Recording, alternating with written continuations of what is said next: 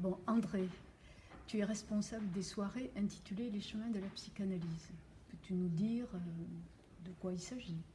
Oui, il s'agit de s'adresser à des gens qui sont en formation initiale, qui sont en psychologie, qui sont dans les carrières de santé, en orthophonie, en médecine, en philosophie, et qui se posent des questions sur la psychanalyse et qui n'ont pas les réponses que pourrait donner l'université, puisque l'université, sur la psychanalyse en ce moment, n'est pas ce qu'il y a de plus fiable comme enseignement.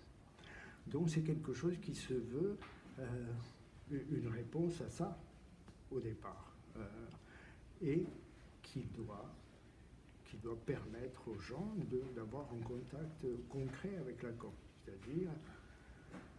c'est-à-dire qu'est-ce que c'est que la psychanalyse? C'est d'abord des textes dans la transmission, mais c'est aussi la transmission par des cliniciens, des praticiens, qui, dans le texte, s'orientent et sont orientés par une pratique. C'est ça aussi qui fait un peu la différence avec l'université, peut-être. Bon, donc ce que j'entends permet de dire qu'il s'agit d'un lieu où on se forme avec Lacan. Les chemins de la psychanalyse. On s'est donné un repère.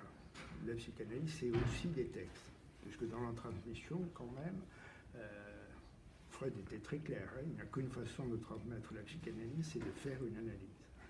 Ça, c'est autre chose. Et ça reste toujours la seule formation. Après, il y a des textes. Il y a des textes de Freud, il y a des textes de Lacan, il y a des textes de Jacques-Alain Miller. Nous avons choisi, depuis 10 ans, de présenter les textes de Lacan.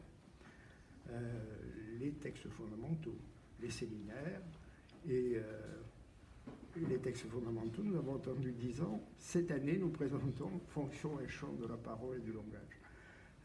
Et ça me donne à moi l'occasion de le lire à la loupe, et je suis sidéré, bon, par les effets de formation que ça a sur moi et que je n'avais pas vu passer quand je l'ai lu une fois, 2 fois, 3 fois. Donc on propose une lecture, ça demande une discipline. D'abord lire du côté de celui qui lit. Lire et poser des questions, c'est une discipline. Et du côté de celui qui commente, commenter et après inclure tout ça dans une conversation. Parce que je crois que